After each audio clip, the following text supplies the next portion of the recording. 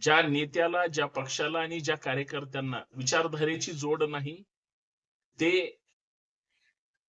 वाऱ्यावरचे कार्यकर्ते असतात.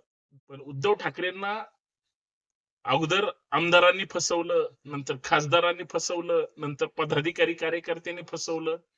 आता तरी ते सुधारले असतील असं वाटलं होतं. आता तर त्यांचे स्वतःचे नगरसेवक सुद्धा त्यांना फसवायला लागले. म्हणजे त्या मुंबईच्या नॉट रिचेबल असणाऱ्या नगरसेविका देवदर्शनाला मी गेले म्हणून सांगतात, परंतु त्यांना ज्या मूळ पक्षानं त्यांना तिकीट दिलं नव्हतं, ऐनवेळी उद्धव ठाकरेंनी तिकीट दिलं, तर त्या निवडून आल्या आणि नॉट रिचेबल होतात. याचा अर्थ काय? पक्ष बदलला, निवडून आलात आणि देवदर्शनाच्या नावाखाली किंवा तुमच्यावरच्या संकटाखाली तुम्ही देवाला त्या ठिकाणी मध्यस्थ करता. नीतिमत्ता शून्य लोक सध्याच्या राजकारणामध्ये आहेत. विचारांना सध्या काडीच लावली जाते, ह्या मताचा मी झालो. कारण विचारांवर काम करणारी माणसं अशी नसतात. राजकीय पक्ष असू द्या, कुठलाही राजकीय नेता, मी घरंदाज राजकीय नेत्यांबद्दल बोलतोय, भुरट्या नेत्यांबद्दल बोलत नाही. गद्दारी करायची, बंडखोरी करायची, नेत्याला फसवायचं, पक्षाला वेड्यात काढायचं, गाफील ठेवायचं, ही जी सध्याची राजकीय नवीन ट्रेंड निर्माण झाली, ही अत्यंत भयानक आहे. सध्याच्या राजकीय नेत्यांना राजकारणात उड्या मारायची सवय लागलीमुळं नीतिमत्ताच उरलेली नाही. आपल्या नेत्याचा विश्वास ठेवावा, जपावा, शब्द पाळावा, किंवा आपण ज्या पक्षातून उड्या मारून इकडे आलोय, तिकीट कोणी देत नव्हतं, अचानक तिकीट कापलं गेलं, अचानक होत्याचं नव्हतं केलं, आणि ज्यांनी अचानक आधार दिला त्याला सुद्धा तुम्ही धोका द्यायला तयार झाले. इतकी गद्दारी. म्हणजे राजकारण किती खालच्या थराला गेलंय, की राजकारणामध्ये जे राजकारण करतात त्यांचीच बुद्धी किंवा वृत्ती खालच्या थराला जाऊन बसली, हेच कळायला मार्ग नाही. म्हणजे त्या मुंबईच्या नॉट रिचेबल असणाऱ्या नगरसेविका देवदर्शनाला मी गेले म्हणून सांगतात, परंतु त्यांना ज्या मूळ पक्षानं त्यांना तिकीट दिलं नव्हतं, ऐनवेळी उद्धव ठाकरेंनी तिकीट दिलं, तर त्या निवडून आल्या आणि नॉट रिचेबल होतात. याचा अर्थ काय? याचा अर्थ एवढाच आहे की यांना फक्त प्रतिष्ठेसाठी पद घ्यायची, त्या पक्षाची नीतिमत्ता पाळायची नाही, नेत्याची प्रतिष्ठा लक्षात घ्यायची नाही, आपल्या परीनं सोयीनं घाणेरडं राजकारण करायचं, आणि सगळ्यात महत्वाचं, आपल्याला जर वाटेल तसंच वागायचं. हे जे घातकी राजकारण आहे, हे फार भयानक आहे. म्हणजे मला ज्या नगरसेविकेचं ज्यावेळेस मी आता स्टेटमेंट पाहिलं, ऐकलं, त्यावेळेस मला एका पद्धतीचा धक्का बसला, की तुम्हाला एकनाथ शिंदे साहेबांनी त्या पक्षात काम करून सुद्धा तुम्हाला तिकीट नाकारलं, आणि तिकीट नाकारल्यानंतर ऐनवेळी तुम्हाला उद्धव ठाकरेंनी स्वीकारलं, अन्यथा तुम्हाला कुणीही ओळखलं नसतं. म्हणजे तुम्ही स्वार्थासाठी पक्ष बदलला, निवडून आलात, आणि देवदर्शनाच्या नावाखाली किंवा तुमच्यावरच्या संकटाखाली तुम्ही देवाला त्या ठिकाणी मध्यस्थ करताय, आणि तुमच्यावर येणारे टीकेचे वार तुम्ही देवासमोर टाकताय. म्हणजे याचा अर्थ तुमच्या मनामध्ये काहीतरी खोट आहे, आणि अशा पद्धतीचं सध्याचं राजकारण आहे. म्हणजे काही अंशी चांगला कार्य करताय, पक्ष वाढवतोय, संघटना वाढवतोय, सतत वाजवत ठेवतोय, आणि त्याला तिकीट दिलं नाही, समजू शकतो. पण तुम्ही पेशाने डॉक्टर आहात, नवरा बायको आहात, काम केलेलं असेल, महाराष्ट्र तुम्हाला ओळखत नाही, हे सगळ्या गोष्टी मान्य आहेत. परंतु उद्धव ठाकरेंना तरी मानणारी लोक आहेत, शिवसेनेला ओळखणारी लोक आहेत, मानणारी लोक आहेत. आणि ज्यावेळेस बातम्या येतात की उद्धव ठाकरेंना धक्का, शिवसेनेसोबत गद्दारी, एक नगरसेवक नॉट रिचेबल, याचा अर्थ काय? तुम्ही नुसता स्वतःच्या स्वार्थासाठी किंवा काहीतरी मिळेल तिकडं, आपल्याला मोठं काहीतरी पद मिळेल ह्या, किंवा त्यांच्या दबावापुढं जर फोन बंद करून बसत असाल, तर तुमच्यामुळे एक नेता, एक पक्ष जर बदनाम होत असेल, तर महाराष्ट्राला एक गोष्ट सगळ्यात महत्वाची कळली, की सध्याचे राजकारणी किंवा पुढारी हे फक्त शुद्ध स्वार्थासाठी किंवा स्वतःचं हित जपण्यापुढं यांच्यामध्ये कसलीच नीतिमत्ता उरलेली नाही. नीतिमत्ता शून्य लोक सध्याच्या राजकारणामध्ये आहेत. जुनी लोक अशी नव्हती हो. जुन्या राजकारण्यांचा वारसा हा इतिहास आहे, लक्षात घ्या. आणि इतिहासातून प्रेरणा घ्यायची असते. गद्दारी करायची, बंडखोरी करायची, नेत्याला फसवायचं, पक्षाला वेड्यात काढायचं, गाफील ठेवायचं, ही जी सध्याची राजकीय नवीन ट्रेंड निर्माण झाली, ही अत्यंत भयानक आहे. मला त्या उद्धव ठाकरेंची कधी कधी क्यू येते, पण ठाकरे किंवा त्यांची शिवसेना दुसऱ्याला जवळ घ्यायला तयार नसते. त्याच्यामुळं फार त्यांच्याविषयी प्रेम आहे अशातला काही भाग नाही. पण उद्धव ठाकरेंना अगोदर आमदारांनी फसवलं, नंतर खासदारांनी फसवलं, नंतर पदाधिकारी कार्यकर्त्यांनी फसवलं.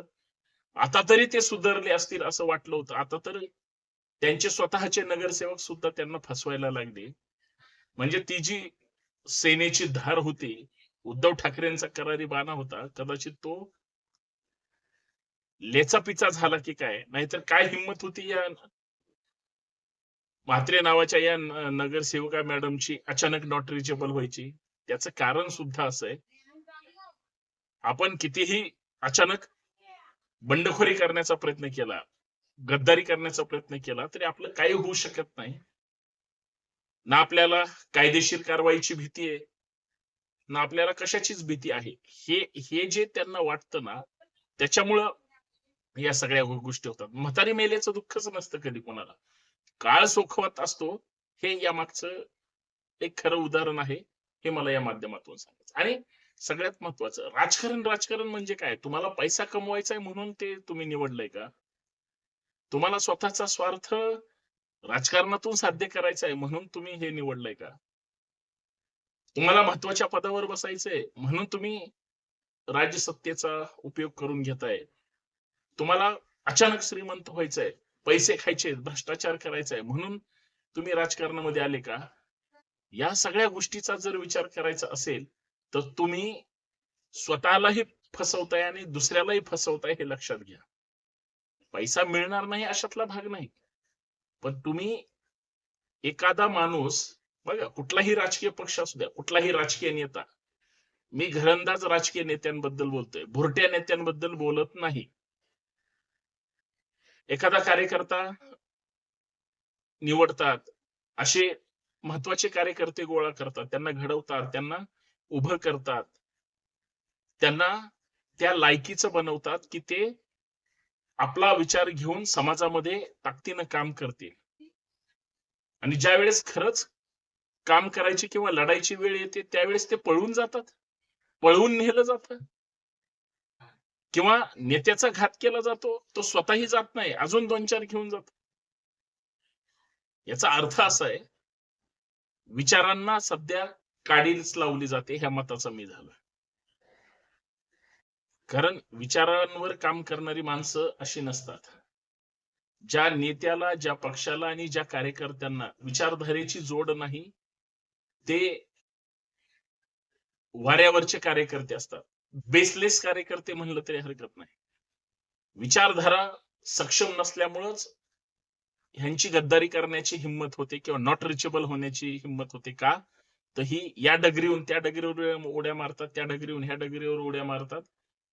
हे सगळीकडे आवजाव घर तुमार असतात, म्हणून हे यांची अशी हिंमत होते.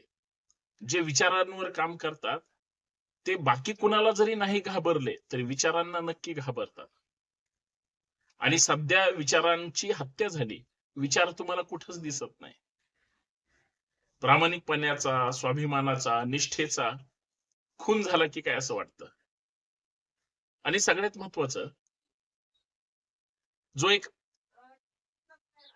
आपला हजरजबाबी कार्यकर्ता म्हणून किंवा आपला एक निष्ठावंत म्हणून ही जी एक संकल्पना होती,